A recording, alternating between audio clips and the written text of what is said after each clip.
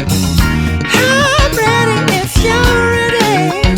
Hello, everybody. Welcome to Confessional Magazine. I'm Taylor, and I am here today with my friend and one of the most amazing people. She has just an incredible story. She's a mom of 5. She was in the military. She opened her own business. She's a firefighter. She's a badass, and her name's Jenn McClain-Eskey, and we're here to chat today. Hey, Jenn. Thanks for being here. Being here. Yeah, thanks for being at your own house and getting comfortable and talking to me. Okay. I did dress up, so I'm in my hoodie, so we're good. So am I. I'm barefoot. So I met Jenn probably, what was it, 2008-ish? No, it would have been the end of 2009. Okay. Because that's when I came back from Iraq, and that's when I worked at Stages. Okay, so let's talk about this. So you are from Athens, Ohio. I'm just like, we got to reel this in because you have a lot.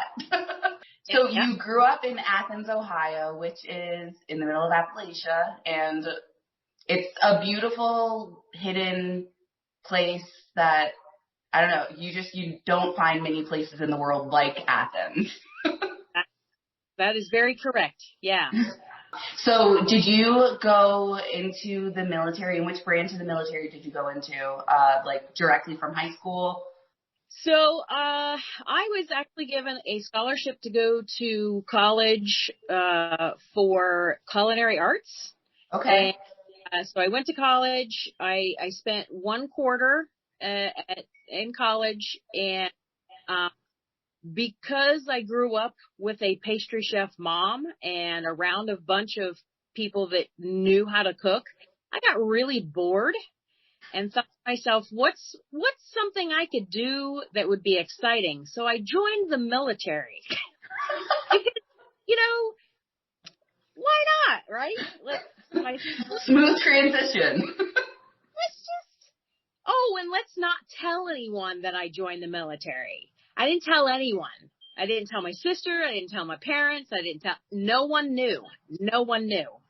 Until the day before I was to ship off to basic training, I asked my mom for a ride to Columbus. And she said, "Oh, do you have an appointment or something? Or what do you need to go to Columbus for?" And I said, "Oh, yeah." So I joined the Army. I can't believe she forgave you. So my dad was in the military. My stepbrother was in the military. My grandfather stormed the beaches of Normandy, got his Purple Heart in the military. There's a long line of military people in my family. So it's not like it was something like unheard of for the family. I was just the first female to do it. So I don't necessarily think she was mad. It was more like, why didn't you just tell us? This isn't something to be embarrassed about, Right. But I thought that maybe if I told them, they would try to talk me out of it. And I knew I needed to go away. I needed to get away, and experience more than just Athens. Mm-hmm. So yeah. Yeah, in 1999, 1 year after graduating high school, I went to basic training in South Carolina. It was Fort Jackson. I graduated basic training, went to Fort Lee, Virginia for my advanced individual training as a 92 Golf, which is a cook. I graduated AIT on 9/9 of 99 at 9 a.m. So then I started my military journey, which originally with the National Guard, and I spent 12 years in the National Guard, 2 deployments, one to Iraq, which was the second deployment. The first deployment was 2003, and the original orders were my unit was to invade Iraq through Turkey, but everything didn't happen the way it was supposed to, and our orders changed. So instead of going to Iraq, the unit went to DC to protect the Pentagon. So I didn't get to go on that deployment because as a cook, there's no cooking involved in DC. So it was just the Avenger, folk. So the Avenger unit is, they're anti-air, personnel. So it's like a Humvee with a big old rocket on the back, and they shoot down stuff, like. Is it, I'm not intelligent when it comes to this, but I'm really excited that it's called the Avenger unit. Yeah. Way before, the Avengers. Yeah. We were the Avengers. So, it was based out of McConnellsville. So I spent 6 years there, and then I transferred to the, 1st and 137 Air Defense or Air Assault. So I went from air defense to air assault. So I went from a unit that was shooting stuff down out of the sky to a unit that was in the sky shooting stuff on the. So my second deployment was to Iraq, and I did get to go to Iraq and get to see a lot of stuff that normal people don't get to see and experience and whatnot. So that was. It was a crazy time, because I had just had, Jace was just a year old. And so I was leaving Josh. So at this point, you already had 3 children. 4 children. Yep. You already had 4 children, and there you are getting shipped to Iraq. Yep. Wait. Did you tell them beforehand? Well, did you tell your family beforehand? Well, here's the thing. I thought I was out of the military. I had turned in all of my gear. I had signed paperwork. I was supposed to be. I hadn't went to drill for months, and all of a sudden it was the beginning of October, I believe, of 2008, and I received paperwork that said I was called up, and I'm like, no, I'm not. I'm out. So I called the unit, and I'm like, hey guys, so, a few months ago I turned in all my stuff and signed the paperwork. What's this? Hey, you're getting called up. And they're like, oh, oops, your paperwork didn't get processed properly. You're actually still in. Oh, and you can either go with us to Iraq or you can go with a totally different unit. But either way, you're going to Iraq. And I was like, what? And so you're like, oh my God, I have 4 kids. Going to Iraq, and you're like, hey, husband. Yeah. The lover, not the fighter. Oh, by the way, I went to a war zone. All right. So that was August, September, and then November is when we started to do pre-mob, which it's the process before you actually go overseas. So you're qualifying with your weapon. You're making sure all your vaccinations are up to date. You're going through combat medic training, which means that I had to learn how to give someone an IV. Someone had to give me an IV. Now, I might have 1,000 tattoos, but I hate needles. Hate needles. Tattoos, hate needles. Yeah, I'm covered. So when they said, oh, by the way, some random person in your unit is going to be shoving a needle in your vein. Oh, and just afterwards, you're going to be shoving a needle in their vein. I'm like, just send me to Iraq. I'd rather go to Iraq. So that was pre-mob, and that was at Port Clinton up in Sandusky, Ohio. Okay. And then we went to Fort Sill, Oklahoma. And from Fort Sill, we got to come home for a little while, like a week before we went back up to Columbus and shipped to Kuwait. Went from Ohio to, well, there was a few other stops. Yeah. We ended up in Kuwait. And you go to Kuwait first to get acclimated to the region and whatnot. So once we got over there, I got sick. I got sick. So I was kind of like down for the count for a little while. And then I was on advanced team, meaning that me and a few others went to Iraq before the rest of everyone else to kind of get everything situated and whatnot. Cause You're like an event planner. Kind of, yeah. Well, kind of, yeah. So we went ahead to, because our unit was getting ready to take over the dining facility at Balad, Joint Air Force Base Balad, which is like definitely north, but like northwest of Baghdad. Okay. So we get to Balad. The day that we arrive, there's an explosion. And we were really lucky that no U.S. soldiers were killed, but there were people that died. So that's your first day. How do you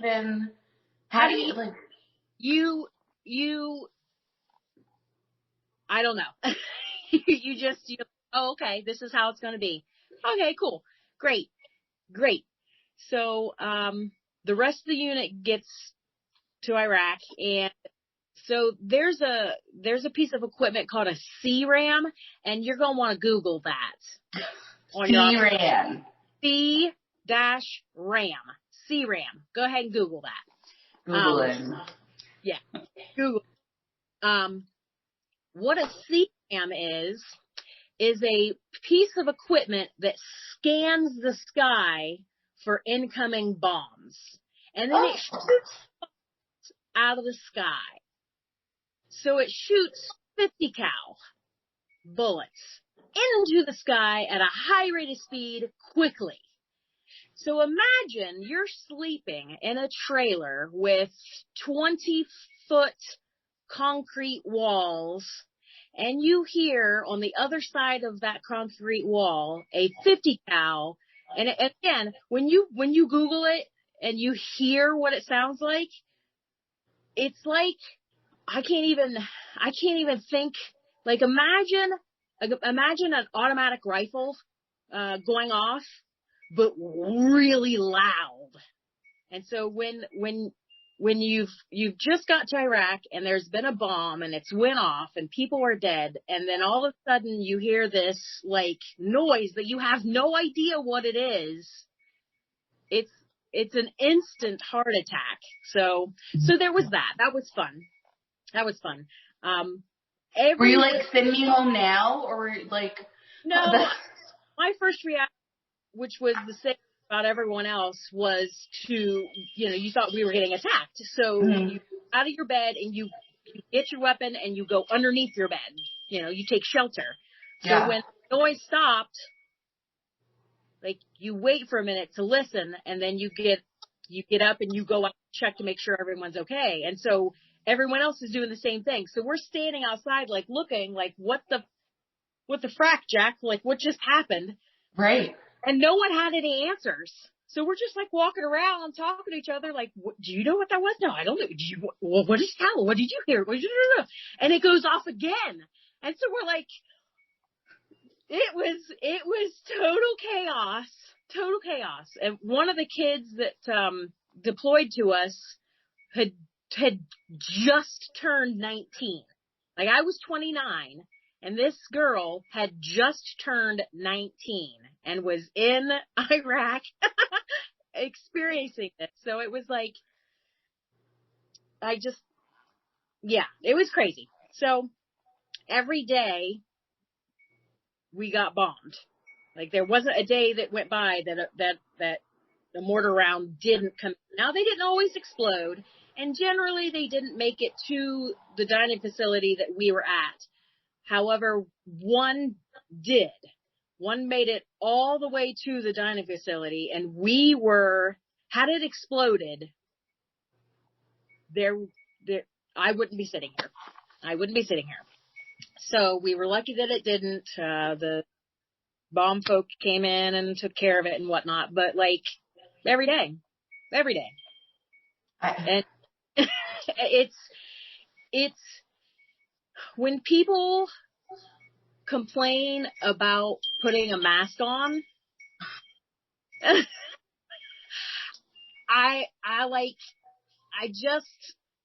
it takes every ounce of my being to keep my mouth shut when someone complains about just simply putting on a mask just to protect someone else. I'm like, all right, cool. I'll go halfway around the world and be bombed every day so that you can protect you, but yeah, you can't put on a layer of fabric. It's really frustrating. It's really frustrating. But, you know, I will do what I need to do to protect my loved ones and everyone else. Mm-hmm. But I'm right there with you. Yeah. So while you were over there, what was your like communication like with your family? Like, I can't imagine like you have 4 kids and a husband that you're like, I know Josh is good, but like. Well, so we were really lucky in that Balad had been built up pretty well. And so, I got to email Josh regularly and Awesome. Well, I knew he needed that. Like he needed to hear from me on a regular basis. And there were a few times that it went a few days that I wasn't able to. And when I finally like was able to, get my email and he's like, it's been like 3 days and I haven't heard from you and I'm watching the news and oh my gosh. And I'm like, first of all, don't watch the news because just don't. Half of it's not true. So don't watch the news. So it was interesting. My mom and sister, like they took care of us. Yeah. Yeah. I mean, you know this. Yeah. Mom went over almost every night, made sure the kids got baths, made sure dinner was, there were a few times that mom at the house with the kids when Josh got home. And as soon as he got home, she said, generally it was Fridays. As soon as he got home and got changed, she sent him away. She's like, you go play golf, you go to movies, you just go driving, you just go and have you time. You need it. And so that's gotta be mentally taxing on him for sure. I mean, Josh, he's the lover. Now, Grant, he's a big dude and you get him riled up. He out. But he is, I call it his hamster wheel. Like when he gets a thought in his brain, the hamster wheel just keeps running and running and running and running and running. So if he made the mistake of watching the news and seeing that there was some kind of explosion in Iraq, then his hamster wheel would go, I haven't heard from Jenn in like 24 hours, or I wonder if that was anywhere close to where she, or I wonder what, and so that hamster wheel would just go. So it was, my deployment was harder on him than it was on me. Well, you're one of the toughest people I know. So that's I mean, people who are mentally tough or portray to be mentally tough, a lot of times find it difficult asking for help. And that has been my downfall. Trying to take on too much and trying to do too much and not telling people no, it's taken me quite a few years to realize that there's definitely a line, yes, I can go do this. Yes, I physically, but should I, and so I have found that in helping other veterans, that's helping them define that line. Where's the line of, yes, I can, but should I? And it's difficult. It's difficult because when you've been through things and the stuff that I went through in Iraq is piddly compared to what some others have went through. Like amount of death and horror that they have seen and experienced and then just relive every day. It's crazy. And I got stuff in my eye. Holy crap. Is it a tear? Is Jenn crying? No, the wind. Yeah. The wind. I had eye surgery. And so yeah. Oh, did you get the LASIK? I did. Oh, I've been years. It's awesome. jealous. I can see. It's great. Should have done it forever ago, but I didn't because I was scared. Because the word lasers, no, thank you. Tiger eyeballs. Yeah, yeah. So how are you? You just mentioned helping other veterans. How are you involved in that way? Well, currently I'm employed by the Athens County Common Police Court, and right now we have, or since I think it started in 2014, the Veteran Treatment Court. So anytime a veteran comes along with charges, whether it be a misdemeanor or felony charge, they are eligible to go through Veterans Treatment Court, which is a treatment in lieu of incarceration type program. So most of them have some form of PTSD. Mm-hmm. Some of them have PTSD from an event that they're not even allowed to talk about. So if they can't talk, they can't heal. So if they're so far gone that they're self-medicating with drugs and alcohol, and then they're getting in trouble, and then they can't heal, and then there's no one there that knows what they're going through. So that's part of the reason why I'm really happy to be a part of it, because even though I haven't seen everything that they've seen, I know the lingo. And it might sound like uppity, but civilians just don't get it. I know I spent 12 years in the National Guard, but I still have active duty time. And it's different hearing from someone who has potentially seen what you've seen. So Absolutely. I don't know. It's really difficult, because deep down they're good people. They're just in a really bad place. And they're lucky that they have somebody like you working there, because you do get it, and people connect with you, Jenn. You're just good at pulling the human out of people. You know what I mean? Because you're real. Mom would say that I am an expert BSer. I could sell snow to an Eskimo. I know who my audience is, and I communicate with that audience. So regardless of who's in front of me, if it's a veteran, I know how I'm going to talk. If it's a judge, if it's a kid, I know how to talk. If it's a teacher, if it's a da-da-da, it doesn't matter. I understand. I feel that you have to communicate with the person who is in front of you. You know that you can't talk to a 10-year-old the same as an 18-year-old. Right. Or you can't talk to combat vet the same you would just a random neighbor. Communication is just huge, and a lot of people, and there are little things like meeting some of the guys in vet first time, using some of the terminology that only military people get. That helps build rapport. She gets it. All right, okay. She gets it. So maybe I'll talk to her. So I don't know. You just gotta know who you're talking to. Yeah.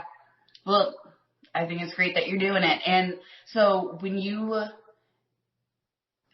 need to backtrack, because we have to talk about your cooking stuff, because Jenn made my wedding cake. like 5 years ago, and she had this dream of opening up a bakery, and she did it because Jenn does everything that she sets her mind to, and she's successful with it. You know, not everything, because I wanted to be a veterinarian. I wanted to do. And then I took a trip to the vets with one of our cats when I was younger, and that ruined that dream. That ruins that. Because you're a kid and you see, a vet helps animals, and they get to work with animals, and it's animals. Well, my cat was sick, and that's not Took that off the list. Yeah, when the vet did what the vet had to do to help my cat, I was like, nope. I hug them and cuddle them and play with them. I don't want any. You wanted to work at a pet store. Yeah, that. Just cuddle and play and feed, bathe, and fun stuff. So. Yeah, sorry. No, it's okay. Well, you're also doing, like, you're a firefighter now, too. So you're a female firefighter in Waterloo, I believe. Is that? Yeah. Which is wild. So Jenn. That's what I'm saying. Like, you can, like, probably place categories with, like, things that Jenn can do and come up with something in every single category of, like, things you've done. And so someone asked me the other day, like, what have you not done? And I'm like, I've never been a waitress. I've been a bartender, but I've never been a waitress or a doctor or a nurse. But like, I feel like the saying, jack of all trades, master of none, you're a woman of many hats. Right. Yeah. Literally. Yeah. So it's like, I wear my mom hat. I wear my business owner hat. I wear my daughter hat because, mom and dad are my neighbors. And you come from a really phenomenal family. And Jenn could have like a map of Athens and like peg any person and somehow correlate them back together to family. Yeah. That's my cousin. Yeah. This is my cousins. Yeah. Well, and Josh too. Like, Josh has got a really big family, but he doesn't really talk a whole lot about it. Like, his uncle invented the carpeting that is in movie theaters. What? Yeah. All of the curtains and the carpeting that is in every movie theater, he invented that. So I love people. Right? Like yeah. So there's that. And then like I'm all about, that kind of stuff. And of course his grandpa being the winningest coach of Athens' history, but one of the end zones at Athens Field is Eskey end zone. So there's that. Just like there's little things.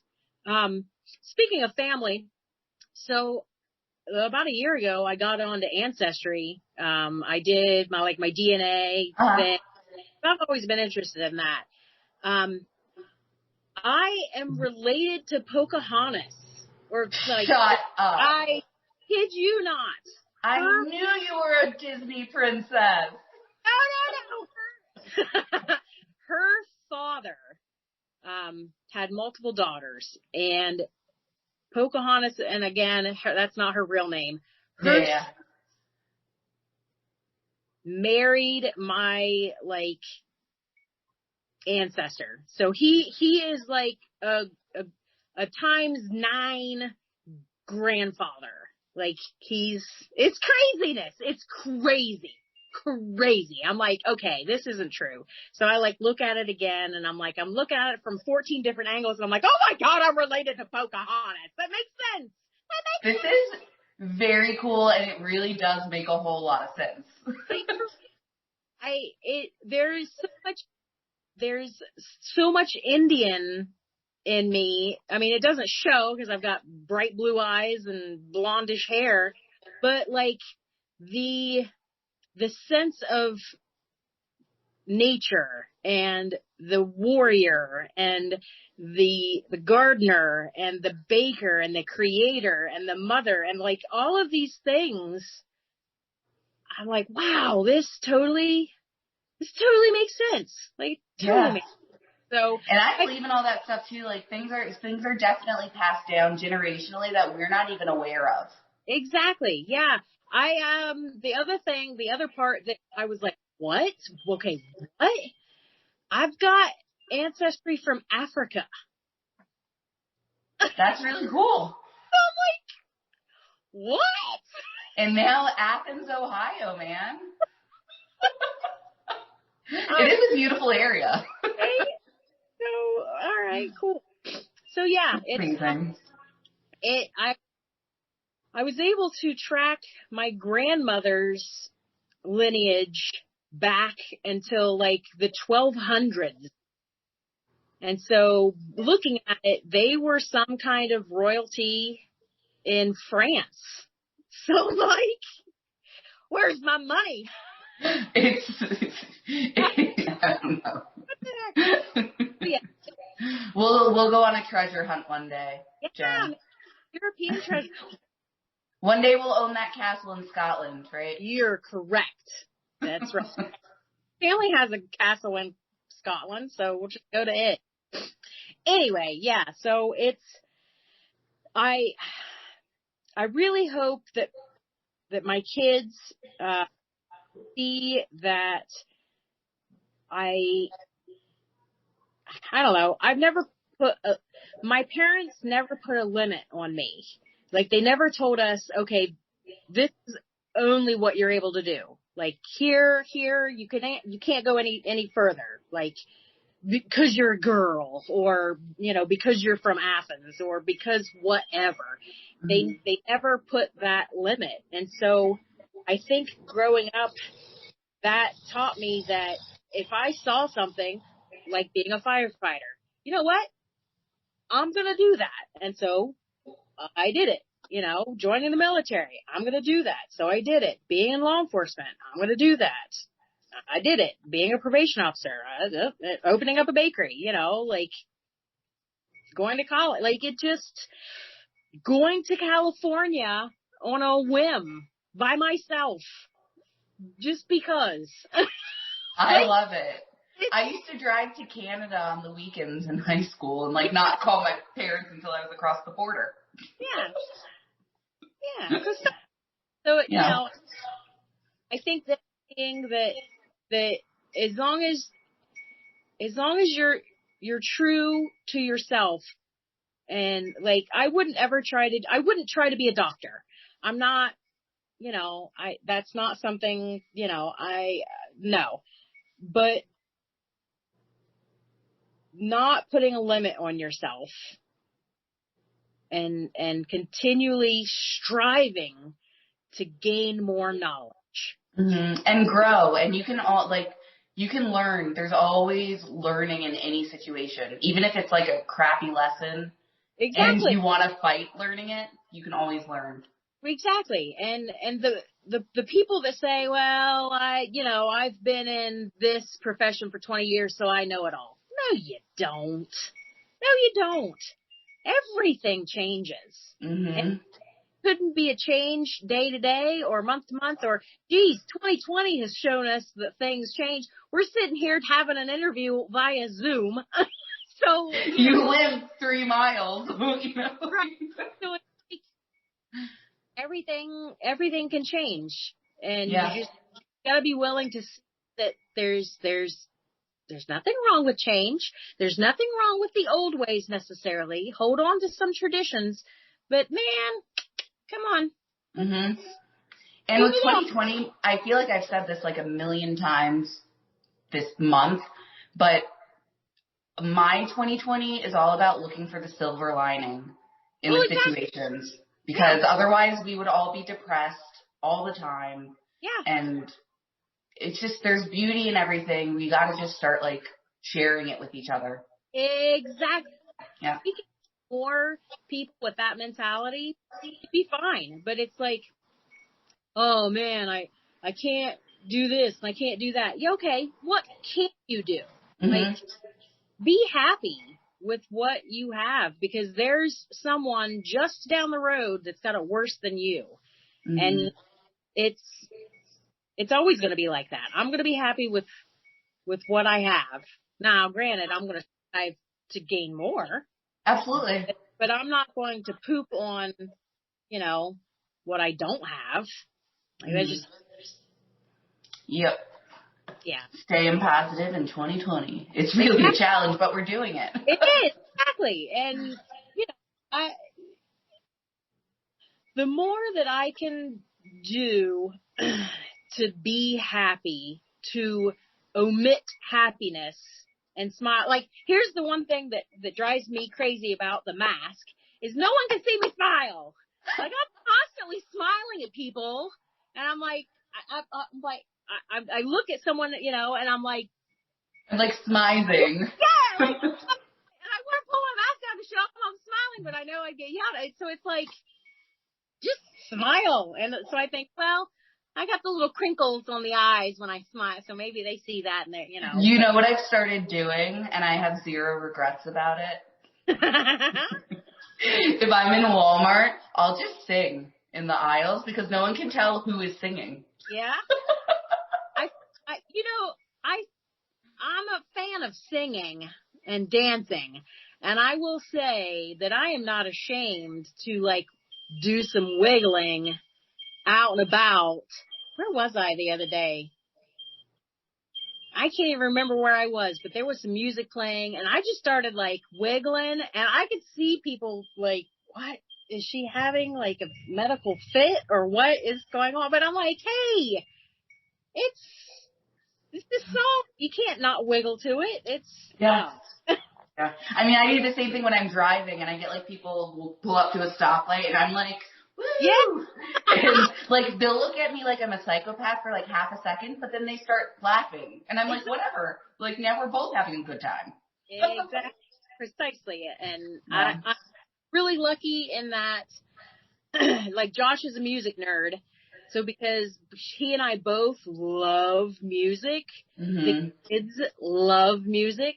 And so because they're so used to me just, like, belting out songs in the car, they will belt out songs in the car and jiggle and gyrate and all kinds of stuff. So we'll be on State Street, at a stoplight, and we're just jamming out to, like, Lady Gaga or something. Right.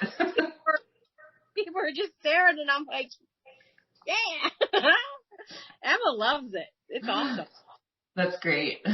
Well, Jen, I had such a good time talking to you right now, and thank you for doing this for me and for us, and just sharing your story and just being here and chatting. Rock and roll, sister. All right, I'll talk to you soon. Okay. Bye. Bye. You're the